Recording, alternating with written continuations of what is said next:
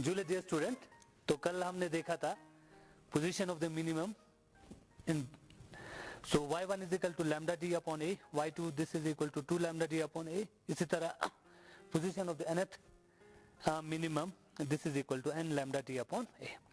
तो आज हम करेंगे मैक्सिमम के position. So let's suppose p यहाँ पे, तो फर्स्ट मैक्सिमम के लिए करेंगे. So first secondary maximum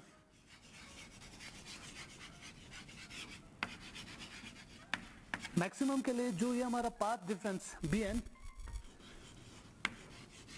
this is equal to 3/2 lambda. अगर पाथ डिफरेंस 3/2 लैम्डा है तो ये वाला स्लिट को हम 3 हिस्से में डिवाइड करेंगे, 1 2 3. जो ये स्लिट है उसको हम 3 हिस्से में डिवाइड करेंगे, 1 2 एंड 3. तो ये first half, second half and third half. कल हमने देखा फर्स्ट और सेकंड हाफ के बीच में अगर वेवलेंथ लैम्डा है तो इन दोनों के बीच के कॉरस्पॉन्डिंग में λ/2 फेज डिफरेंस होगा, तो they will be out of phase. Out of phase की वजह से इन कॉरस्पॉन्डिंग पॉइंट से जो वेवलेंथ यहाँ पे सुपर इम्पोज होगा they will cancel out each other. जो थर्ड पार्ट है वो कैंसल नहीं होगा. सो यहाँ पे फर्स्ट मैक्सिमम होगा. सो फर्स्ट मैक्सिमम के लिए path difference, so this is equal to 3/2 lambda. So a sine of theta, sine of theta 1, this should be equal to 3/2 lambda. So sine theta 1 this is equal to 3/2 lambda upon a. ये हमारा पास एक equation है.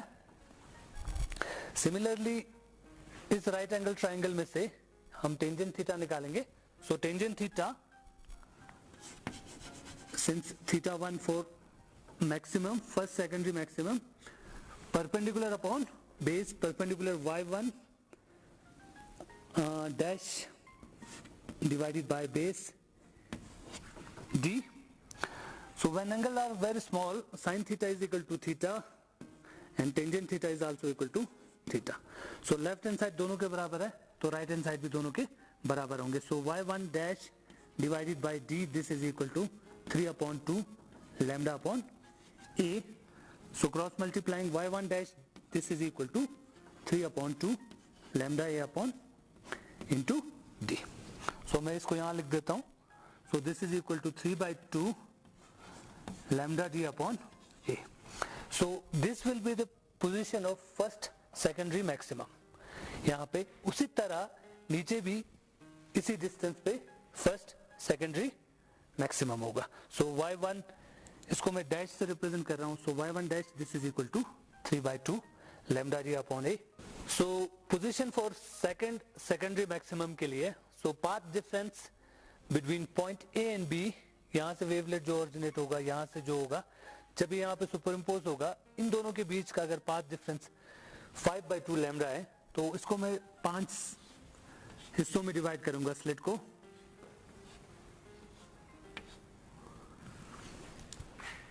तो इन दोनों के बीच का wavelet, अगर इन दोनों के बीच का 5/2 है तो हर एक हाफ के लिए λ/2 होगा. तो ये और ये आउट ऑफ फेस होगा. सो कैंसल होके वहां पे कैंसल आउट हो जाएगा एक दूसरे का इफेक्ट. ये दोनों ये भी कैंसल कर देगा.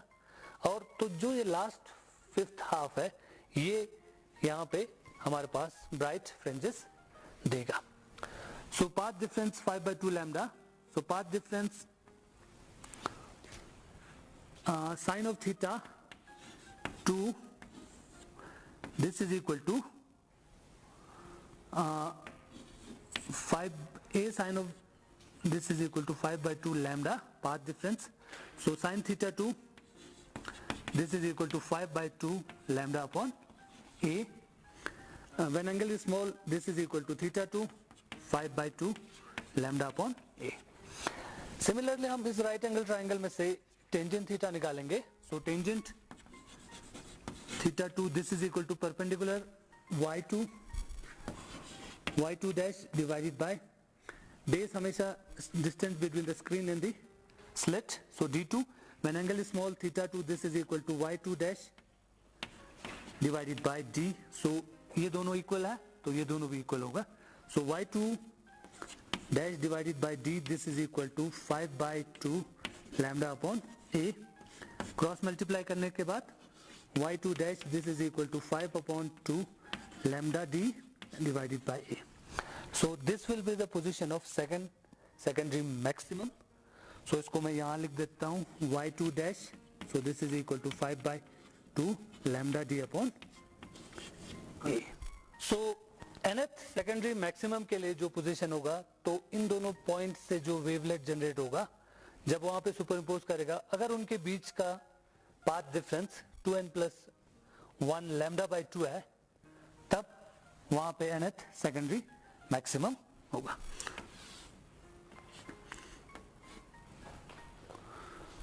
सो इसको 2n+1 टर्म्स में मैं डिवाइड करूंगा. सो जिसमें से 2n टर्म्स एक दूसरे के इफेक्ट को कैंसिल कर देगा, बिकॉज इन दोनों के बीच का path difference lambda by 2. Out of phase cancel out, इन दोनों का out of phase cancel out, इन दोनों का आउट ऑफ फेस, ऐसे करते करते कैंसिल हो जाएगा. तो जो हमारे पास लास्ट हाफ में से जितने भी वेवलेट जनरेट होगा they will superimpose and give a maximum over there. So path difference this is equal to इतना होगा. तो so sine of theta n this is equal to a sin theta n is the path difference.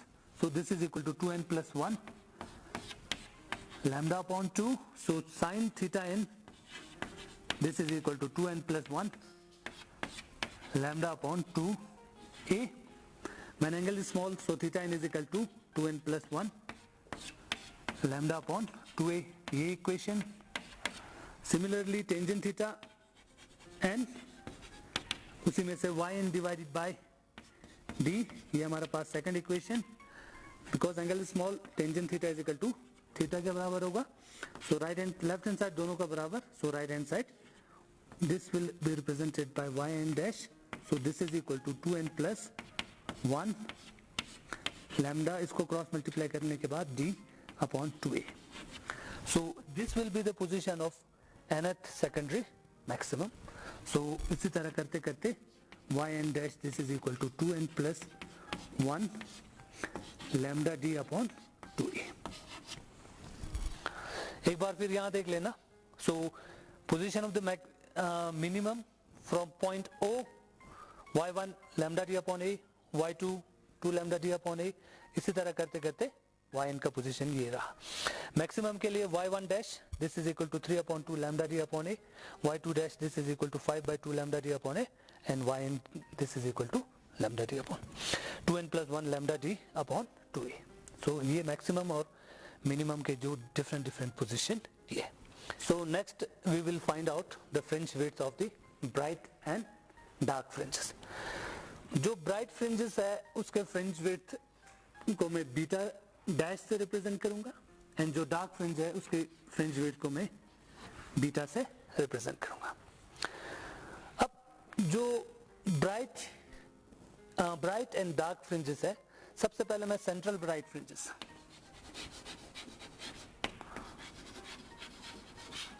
Bright fringe width,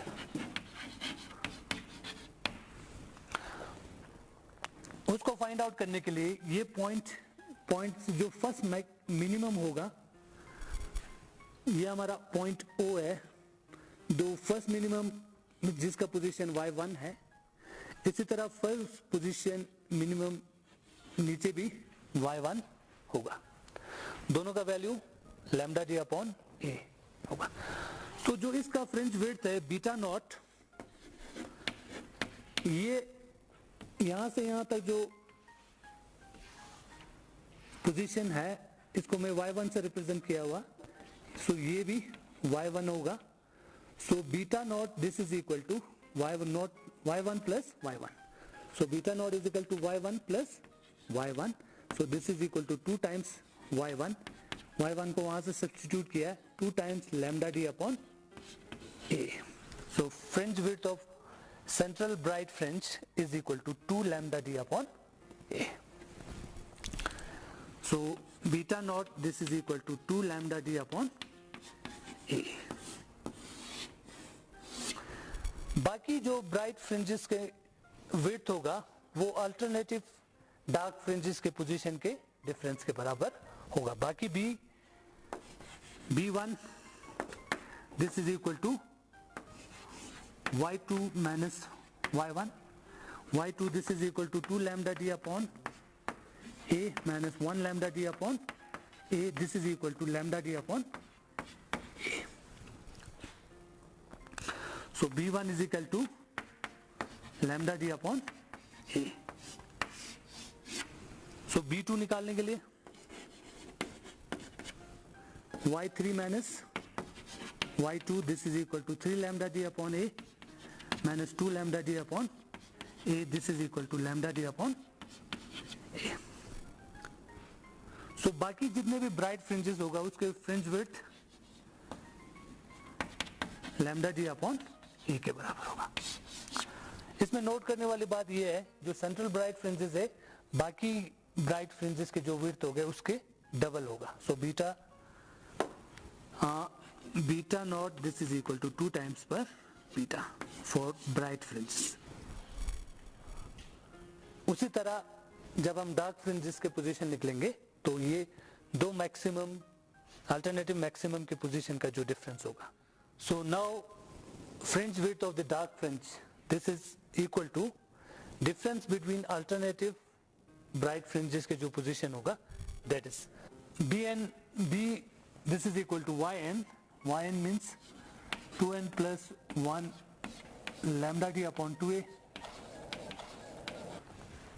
So yn 2n plus 1 lambda d upon 2a, yn minus 1 dash 2n minus 1 plus 1 lambda d upon 2a.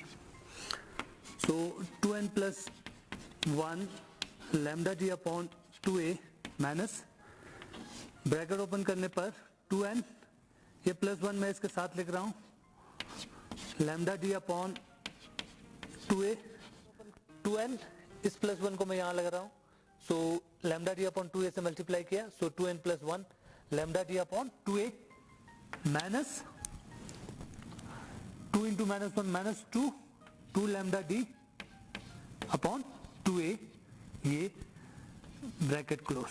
So 2n plus 1 lambda d upon 2a minus 2n minus plus 1 lambda d upon 2a minus minus plus 2 lambda d upon 2a ये और ये cancel. So this is equal to 2 lambda d upon 2a 2 cancel. So this is equal to lambda d upon a. So dark fringe के जो fringe width है that is also equal to lambda D upon 2a. Diffraction में सिर्फ central वाला जो है bright fringes that is double the bright width of the bright fringes. बाकी सभी का फ्रिंज विड्थ बराबर है लैम्डा डी अपॉन a के बराबर. So next we will discuss intensity of the bright fringes. जो जितने भी ब्राइट फ्रिंजेस है उसकी इंटेंसिटी. सो सबसे पहले यहाँ पे देख लेना आप जो सेंट्रल ब्राइट फ्रिंजेस है यहाँ पे जितने भी वेवलेट्स जितने भी पॉइंट्स है जितने भी वेवलेट्स यहाँ से ऑरिजिनेट होगा दे रीइंफोर्स और यहाँ पे जो इंटेंसिटी होगा मैक्सिमम होगा because all the wavelet reaching here will be in the same face. उसकी वजह से यहाँ पे जो इंटेंसिटी हो वो बहुत ज्यादा होगा. तो ये हमारा इंटेंसिटी के हिसाब से. सो सेंट्रल ब्राइट फ्रिंज का इंटेंसिटी सबसे ज्यादा है. उसके बाद जो फर्स्ट ब्राइट फ्रिंजेस हैं ये जो हमारा स्लिट विड्थ है इसको हमने 3 हिस्सों में डिवाइड किया हुआ. ये 2 हिस्सा कैंसिल आउट ऑफ फेस होगा.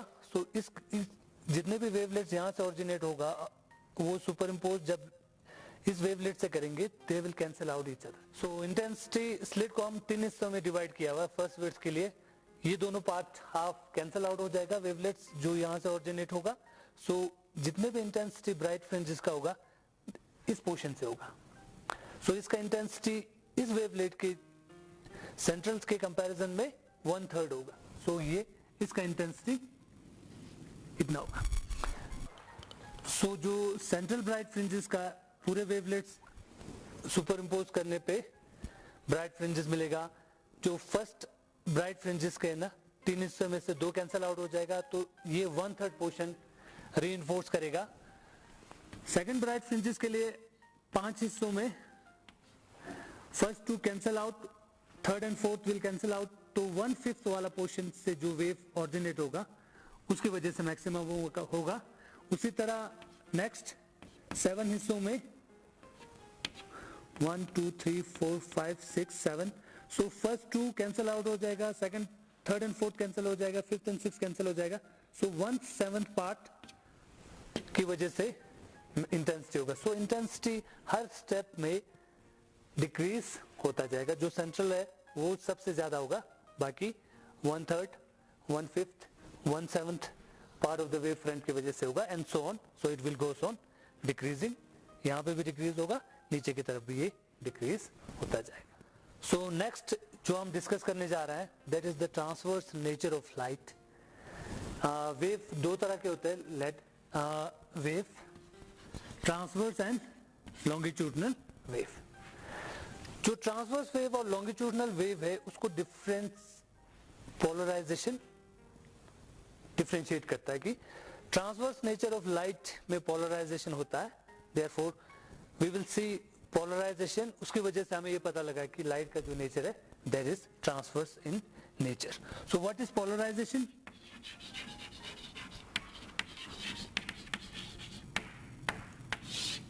जो लाइट है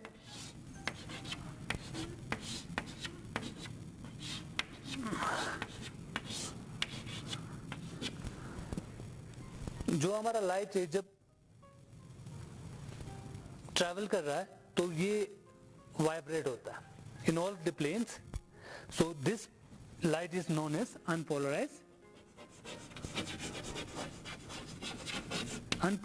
लाइट। जब ये पोलराइज हो जाएगा तो इसके जो वाइब्रेशन हो जाएगा ये restricted in one plane, so this is known as polarized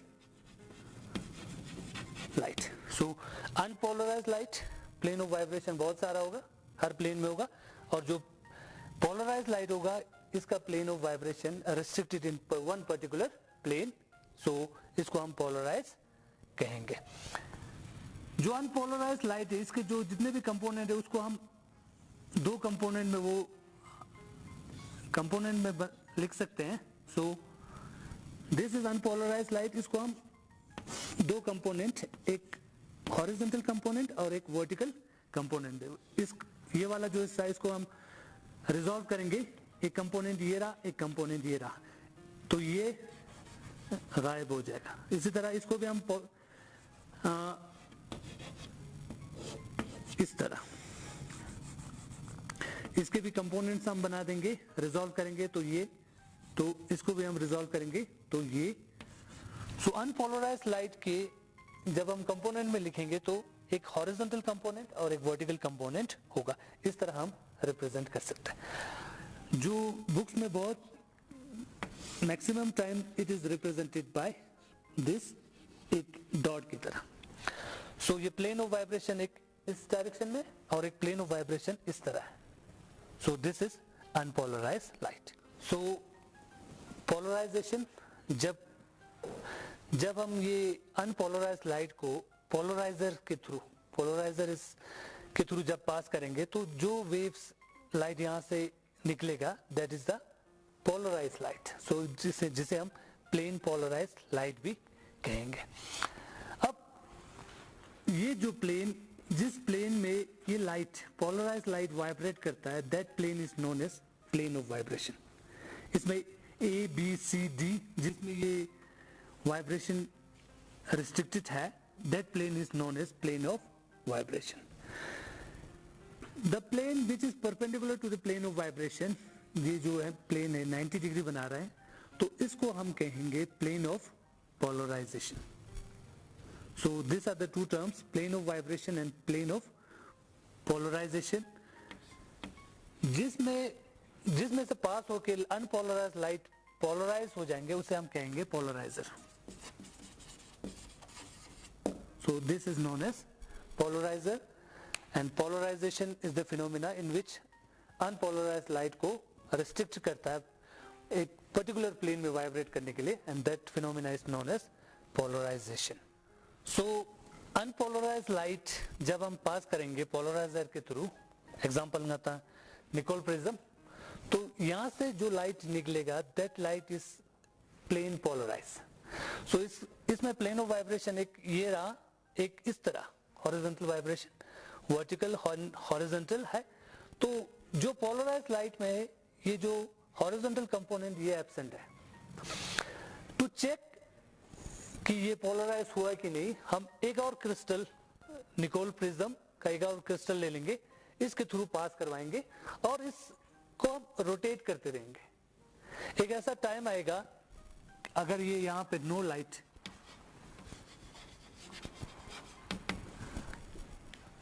अगर इस पोलराइज लाइट जब एनालाइजर के through same Nicol prism analyzer की तरह एक्ट करेगा, जब ये रोटेट करेगा तो एक ऐसा सिचुएशन आएगा जहां से ये लाइट निकलना बंद हो जाएगा.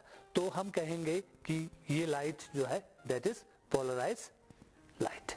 सो इसको हम एनालाइजर कहेंगे एंड दिस इज जो हमको इसको पोलराइज करता है इसको polariser. So Nicol prism crystal act as polariser as well as analyser. So next उसके बाद हम डिस्कस करेंगे पोलराइजेशन बाय रिफ्लेक्शन. इसमें क्या, जब एक इंसिडेंट रिफ्लेक्टिंग सरफेस के ऊपर एक इंसिडेंट रे पड़ेगा, जो ऑर्डिनरी लाइट है, अनपोलराइज लाइट है, इसके प्लेन ऑफ वाइब्रेशन एक ये रहा, एक ये रहा, एक इस तरह. सो ये जब यहाँ पे पड़ेगा तो इसमें से पार्शली जो है वो लाइट रिफ्लेक्ट हो जाएगा, पार्शली ये रिफ्रैक्ट हो जाएगा. अगर हम इस एंगल ऑफ इंसिडेंट को हम इंक्रीज चेंज करते रहेंगे, एक ऐसा सिचुएशन आएगा जिसमें से जब ये रिफ्लेक्टेड लाइट है वो लाइट पोलराइज हो मिलेगा हमें. So then this angle is known as angle of polarising angle. Polarising angle is that angle of incident at which the reflected light is plane polarise light. So ये है. So ये और जो refracted होगा that is also unpolarise light. Ordinary light जब reflect होगा partially and partially ये reflect होगा, एट एंगल ऑफ पोलराइजेशन जो हमारे पास रिफ्लेक्टेड है दैट इज प्लेन पोलराइज होगा. सो this is angle of incident, this is angle of refraction and this is angle of reflection R and this is R dash. Bristol law states when light is incident at the polarizing angle, जब light ordinary light polarized angle पे incident होगा at the interface of the refracting medium, उस situation में जो refractive index of the medium this is equal to angle tangent of angle of polarizing angle. So Bristol law के हिसाब से mu is equal to tangent angle of incident, polarizing angle है तो मैं P से represent कर रहा हूँ. So this is equation 1. Second equation हमें पता है Snell's law के हिसाब से refractive index this is equal to sin angle of incident P है, so divided by angle of refraction R dash. इसको मैंने R dash से represent किया, so this is R dash. So refractive index both same है दोनों का. So left hand side दोनों बराबर होगा sin P divided by sin of angle of refraction, this is equal to tangent P. tangent P की जगह हम लिख सकते हैं sin of P divided by cos of P. So sin P upon sin R dash, ये sin P cancel हो जाएगा, cross multiplying we get cos P is equal to sin R dash. इसको हम लिख सकते हैं sin of 90 minus P, this is equal to sin R dash, this is equal to, ये कब बराबर होगा जब एंगल दोनों बराबर होगा, इसका मतलब pi by 2 minus P this is equal to R dash, so pi by 2 this is equal to P plus R dash. So angle of incident plus angle of refraction this is equal to 90 degree. Angle of incident angle of reflection के बराबर हो गया. सो ये और ये angle 90 degree होगा, तो इन दोनों का सम भी 90 डिग्री होगा. सो रिफ्लेक्टेड रे और रिफ्रैक्टेड रे, इन दोनों के बीच का एंगल 90 डिग्री होगा when angle of incident is the polarising angle. So आज के लिए इतना ही। So thank you very much, कल हम फिर मिलेंगे।